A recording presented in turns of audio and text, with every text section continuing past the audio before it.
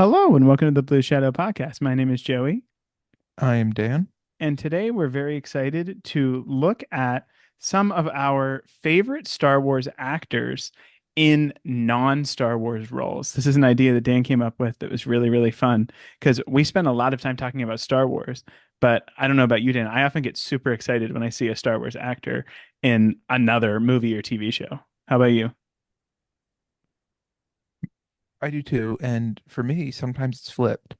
Sometimes I see actors in another TV show first and then coming into Star Wars. So I always think it's cool that way too. I think I have one in particular of those that I was like Hmm. so excited when the casting was announced, but we can get there. Um, we usually like to start with an Yeah. honorable mention. What do you have for us, Dan? So my honorable mention's a little silly and doesn't quite fit. However, my honorable mention is Adam Driver as Matt the Radar Technician. Oh man, that's my favorite SNL skit ever. He, for, I was going to say yes, for those unfamiliar, it was SNL did a skit of Undercover Boss with Kylo Ren, where Kylo Ren goes undercover in the First Order as Matt the Radar Technician. So good. It's a very good skit. I highly recommend everybody watch it if you haven't. 100%. Did you see Dan and I both play on PlayStation, but back when they were making Battlefront mods readily, someone made a Matt the Radar Technician mod in Battlefront 2. It was so That's good. good. Um, Anything else to add on Matt the Radar Technician? No, A great pull for sure. Mine it was. How about? is me. Mine is Fire Lord Ozai, who is played. This is from Avatar: The Last Airbender. He's the Ooh, main villain, played by Mark Hamill. yes, I forget about that. Uh-huh. And he's such part of the reason he's honorable mention is he's kind of like he has a large presence over the show, but he's not there super often. But when he is, it's crazy. And like I just I could not wrap my Hmm. mind around the fact that that was like Luke Skywalker is Fire Lord Ozai. Because Luke Skywalker is like the pinnacle of the light side, and it just the contrast there really Yeah, works for it's me. yes, me too. Do you have any Well, particular well, attachment to that character, or yeah.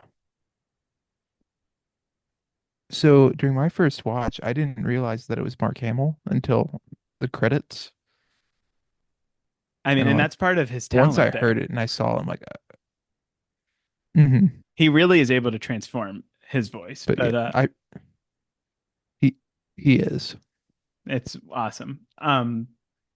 Next, that'll take us, Dan, to our. We're going to do five of these each fully in our list, and that brings us to Dan's number five. So my number five is a movie I really enjoyed the movie. The character does not have a huge role in the movie, but is a pretty pivotal role. And the actor is James Earl Jones as Mr. Myrtle from The Sandlot. Um, This is a Dan I character. love the movie The Sandlot. Have you seen The Sandlot, Joey? Ages ago. I have though. It's a good character. And it's like very similar to what we were just talking about. Like that's Darth Vader, Hmm. an uplifting Yeah. presence, if I recall.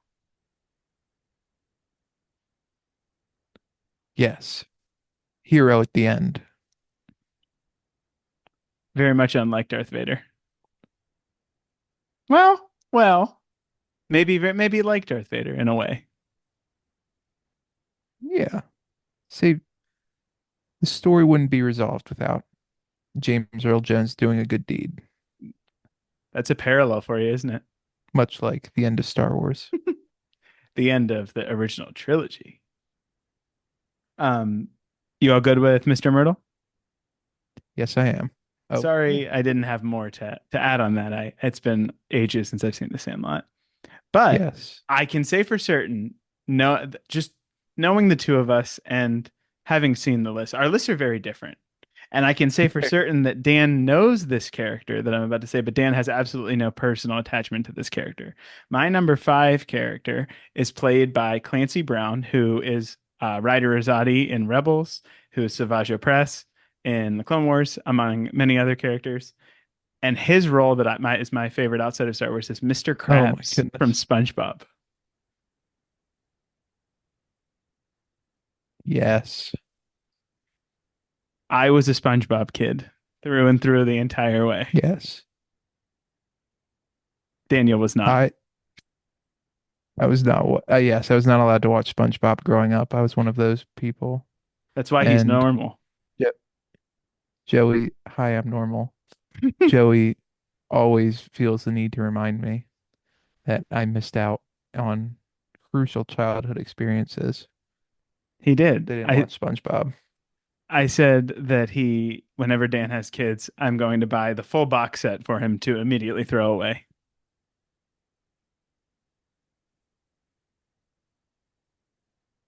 Would you throw it away? Yeah, if you get no, I wouldn't throw it away. That's rude.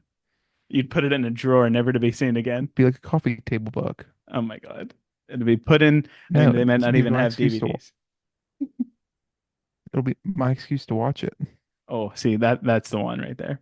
But yes, Mr. Krabs is a wonderful character. I mean, if you have watched SpongeBob as a child or even as an adult, it just he the voice is so distinct, and when you hear it come out of you know Ryder Azadi or grumbly as Hmm. Savage Press, it's insane. And I am going to throw this in there for my wife. Since we're talking about Clancy Brown, he also played Baron Praxis in Jack 2, one of my Hmm. wife's favorite video games. So if you like Jack and Daxter, this one's for you. And that And delivers it's us. Go ahead. oh, can I make one more comment on Clancy Brown? Of course. So I actually know him from two other roles. What's that? He was the captain in Shawshank Redemption. Oh, I forgot about that one. Yeah, that's a good. That he's scary in that one. He is, and then he's also in the movie Starship Troopers. He plays a drill sergeant. Similar, huh? Hmm. That's kind of funny. But yeah, the Shawshank Redemption with him is great. Also one that you should watch if you haven't. And that takes us to your number Yes. four, Dan. So my number four is a prequels actor of Sam Jackson. And one of my favorite roles with Sam Jackson, there are many, but my probably my favorite Sam Jackson role is that of Jules Winfield from Pulp Fiction. This is one that Dan yells at me. I have not seen this movie. Eh, I think everybody should see it. I don't know if it would be on your Joey good movie list, but I think you should watch it. It is certainly. I have this poster of like 100 movies to watch. It's on it, so I will watch it eventually. Oh, do you have the IMDb one? I don't think officially, but it's like it's one of those. But what do you like about this character? Why is this the one that made your list? He is the character itself is very well written, and Sam Jackson takes a well written character and just elevates it so well. Just with the inflections in his voice and just his actions. I really, really like the character. And a little Easter egg. Um, so do you know in Pulp Fiction, Sam Jackson goes on a little rant and throws a Bible quote out there. I'm not familiar. So without spoiling the movie, he goes on a little rant and throws out a Bible quote, a fictional Bible quote for that matter. He made it up. Uh-huh. And then in the MCU, when Nick Fury dies and they go to his tombstone, it has the Bible, the fake Bible verse on as the inscription. That's awesome. Because I was watching it and then I had to pause it. I'm like, no, it's not that. And it was. You just straight up noticed that. You didn't have to like have an internet article say that to you. No, I had to pause it and went back and rewatched it. That's awesome. And on that note, my number four is in fact Mace Windu himself, Samuel L. Jackson as Nick Fury. Oh, I'm couldn't a ask big for a better Marvel. segue. That was a fantastic segue. I'm a big Marvel fan myself, and even though Secret Invasion was by far my least favorite MCU thing, it was quickly followed up with the Marvels, which I love Nick Fury and all the way back to his first appearance in the Iron Man post-credit scene. I just always loved Nick Fury, and anytime he's around, you know something important's about to happen. with the exception of Secret Invasion. Well, that's okay. We'll just pretend it doesn't exist. I think they've made such excellent use of that character Hmm. all throughout and in different capacities too. He's kind of the comedic relief in some things, like in the Marvels. I mean, in plot and all that. But then he's like the in the espionage part of it in Winter Soldier, which we were talking about a little bit. Just so good. So good. And I love Yes. him in that role and I'm excited to see what they continue to do with it. And I know that he said as long as they want to have him, he'll do it. So hopefully that's for a very long time. We'll enjoy that. Yes. Anything to add on Nick Fury? He's so good. Again, it just speaks to Sam Jackson as um an actor. I do want to throw out a second honorable mention right here with Sam Jackson. Him and the other guys. Hilarious. He plays such a small role. I was not He's just in expecting the very that. beginning. I thought you were going to talk about Django Unchained or something. He was very good in that too, but I think the other guys might have been his at the surface funniest role. He's Just the novelty of that alone is pretty awesome. him and The Rock, and I'm not a fan of The Rock, but the two together were pretty good. They are, and you are in fact a rock hater. But you know what doesn't rock, or you know what does rock necessarily? That was a terrible botch transition. I did so well, and then I flubbed it. But what does rock is Dan's number three pick for the favorite Star Wars actor in a non-Star Wars role. So my list actually has a repeat, and this is the first role of the actor, and that actor is Harrison Ford in the role of Richard Kimball from The Fugitive. Another one that I'm not familiar with. Very good movie. Um, Two-sentence summary: Harrison Ford is framed for murder, being chased by Tommy Lee Jones. Oh no. You should have made me watch this before we recorded this. It's a very, very good movie. That's awesome. I imagine he's his typical Harrison Ford type character, like a little disgruntled. Yes, he he really does a good job of making.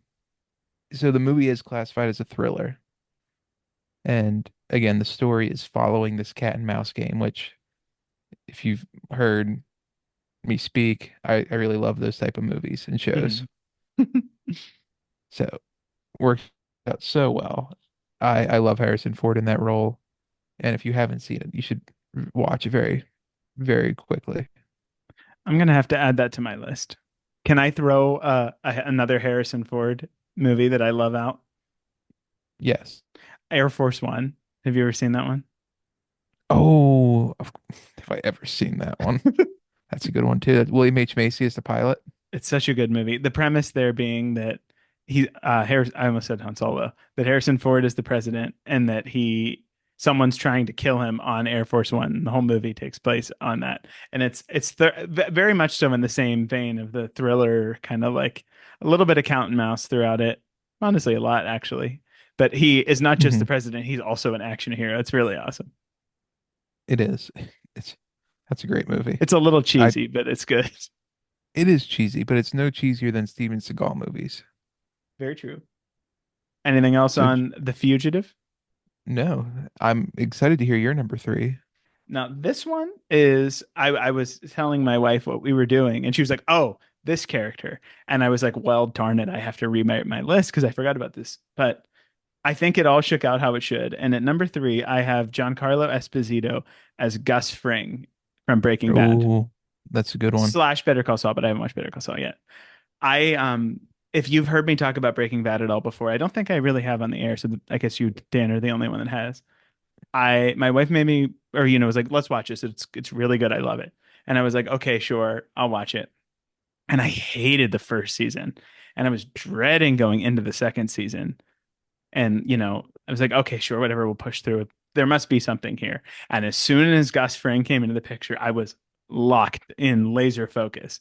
I just loved that character. I thought he was so compelling and like just his Hmm. everyman sort of, you know, personality when he was Gus Fring, the chicken shop owner, to his like cold, calculated drug lord Gus Fring was so fantastic. Hmm. And this was the one where I watched Breaking Bad just shortly before they announced Moff Gideon is being played by Giancarlo Esposito. So I was so excited. Yeah, What are your thoughts on Gus Fring? such a good character. He adds so much depth to an already deep show.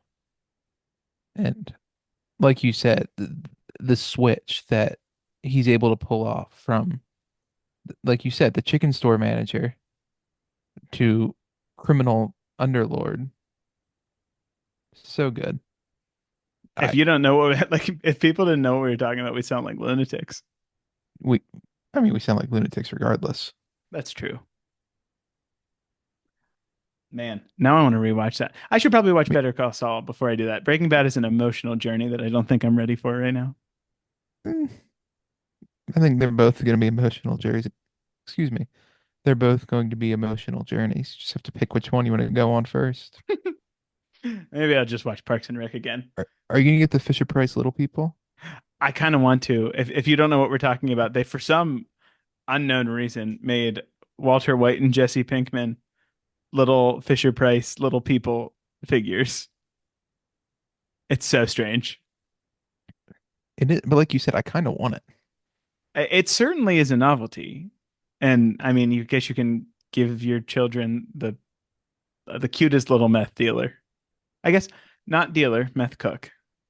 Yeah, he made that very clear. He's the cook. And very important. He is the one who knocks. Taking us directly to your number two. My number two is a newer Star Wars actor, relatively speaking, not from a movie. That is Carl Weathers as Apollo Creed from the Rocky series. That's a good one. I love the Rocky series. I think it's just a good story overall, Rocky 1 through 4. I ignore 5, but it's neither here nor there at the moment. I think, again, Carl Weathers is just very good as Apollo Creed. He has the arrogance in Rocky 1 and Rocky 2, and we get to see the shift into Rocky 3 and 4. I really love Carl Weathers in that role. I It is a great one. I think it's, dare I say, iconic. I wouldn't even dare. I think it's very fair to say that. Um, Carl, I did. We can't talk about Carl Weathers without doing the Arrested Development joke, though. Yes, you can go ahead. Speaking of, that was a Jeopardy clue this week. Arrested Development again. It's been on there a couple times. Is that like 2 weeks in a row? Yeah. The people need to watch Arrested Development. If you've not watched Arrested Development, it's maybe the most frantic show I've ever watched, but it's so funny. And Carl Weathers plays a very small but recurring role where he's teaching one of the characters how to be an actor, but he's totally just flubbing him along. And he says about a bone. His acting lesson for the day was essentially instructing this character how to make a stew. It was quite entertaining. Yes. And also, if you watched our monthly update where we talk about what we've been watching, reading, and playing, my wife and I are watching Psych again. It's one of our favorite shows. And at the time when I first watched Psych, when I was like an early teenager, even when I watched it again in college, there's this episode where these two older cops come out of retirement to investigate something, and Carl Weathers is one of them. I did not even know. And he was bald and had no mustache. So like we weren't even 100% sure it was No, the voice that gave it away. I'm good. What? Yeah, I'm Googling that. it's so crazy. Like I just wasn't even sure it was him. And I don't think my wife was convinced either. If you're not familiar, Psych is Oh my a God. you should Google it yourself if you're listening and curious. Oh It my doesn't even look goodness. like him. It does it does not. I'm looking at a side by side. I'll And show Joey. that's so funny. It has the Apollo Creed with him. It's wild. But yeah, no, that's a fantastic show, a fantastic actor, and uh rest in peace, Carl Weathers. I feel very terrible about that Yes. as well. Um, ready for my number two? Yes, I'm. Very excited for your number two. This is one that I don't think you're really going to care about, but if you do, you're going to be so excited that it's this far up for me. And again, these lists are our personal ones. Yours, anyone listening would probably have an entirely different list, maybe some recurring things, but this one is super important to me, and that is James Arnold Taylor, the Clone Wars voice of Obi-Wan Kenobi, as Ratchet from the Ratchet and Clank series. This is one of my favorite video game series. And prior to watching the Clone, and I like this game for, a good while, even before I watched the Clone Wars. So when I watched the Clone Wars and you know, I knew Obi-Wan was a different voice actor, it took me a little while to realize, oh my God, it's Ratchet because his voice sounds so different. Have you played Ratchet and Clank at all, Dan? I have not played Ratchet and Clank. I really want to. I want. I think I have one of the. I have Crash Bandicoot. Excuse me. How dare you confuse them? They're both wonderful. But Yeah. I just Ratchet and Clank is part of the reason I love it is the dynamic between the video game character and the sidekick Ratchet and Clank. They have such a fun dynamic where Ratchet's kind of like Hmm. gung ho and Clank is like very methodical and calculated and like logical. Hmm. And the game also has these really fun weapons where like one of the weapons you like throw a disco ball and then the bad guys are forced to dance. Or there's like this robot you deploy and it just insults the enemies as it kills them. So like it's just such a good spirited game. The most recent game, Ratchet and Clank Rift Apart for PS5, was absolutely incredible. So if you have not Do I played need to? it, Do what? I need to play the originals to understand it, or can I just hop right in? You could hop right in. I can bring you the disc if you want. I have a couple games I have to finish, but we'll You see. do. I've been yelling at Dan. Dan played The Last of Us one real quick. I gave it to him. He beat it in like probably 3 weeks. You didn't even give it to me. I got it for free. Oh, you're right. You're right. You're right. And then I gave you Last of Us 2 like a year ago. Yes. Dan Thank you. hasn't Dan hasn't left Jackson yet. That takes us to your number one, Dan. My number one is very basic, very predictable. I'd say, One of us had to do but it. it is these movies meant so much to me as a kid growing up, almost as much, if not a little bit more than Star Wars at certain points. A little bit more. That is the Indiana Jo and that is the Indiana Jones franchise and Harrison Ford as Indiana Jones. Enlighten us. Tell I us why you love him so much. I don't know. I always loved those movies, especially the third one, They The all Last are. Crusade with Sean Connery. Yeah, his dad. It's such a good. He's such That a good that character. that. Hmm. Like the adventuring spirit, and I love again. This has become Joey's video game hour, but I love Uncharted, and Uncharted pulls so much from Indiana Jones. Like Nathan Hmm. Drake is heavily influenced by Indiana Jones. And like just all the iconic stuff from the hat to the whip is just such a fantastic character. Oh yeah, The scene with the he like was, and he. go ahead. No, go ahead. I was gonna say my favorite scene is when they're drinking from the different chalices. Which movie is that in? It's been a while. Hmm. Last Crusade. And Last Crusade when they're trying to drink from the It's chalice. the I Last was Crusade. I was so nervous when I was watching that for the first time as like a kid. Yeah, you should be. And just a little comedy thrown in, just scattered throughout the movie. Hmm. My favorite line, though, is when he's trying to figure out how he got the nickname Indiana and Indy, and he keeps going and going, and finally, yeah, that's what we named the dog. Oh man. Do you have any of the Indiana Jones Lego sets? Oh, not the new ones, the old ones. I'm surprised you're not going to get the new I ones. had, oh, maybe there's a lot of Lego out right now that I want, and the Indiana Jones would be cool. I just don't know where I'd put it. I'm trying to bully Dan into buying the $500 Jabba sail barge. But it's no X Mansion. Oh, that's coming. As soon as they're selling it to me, I'll We'll be see. buying it. I will be running. If I have to run to the Lego store, I will. For your reference, it's about a 20-minute drive from where I live. So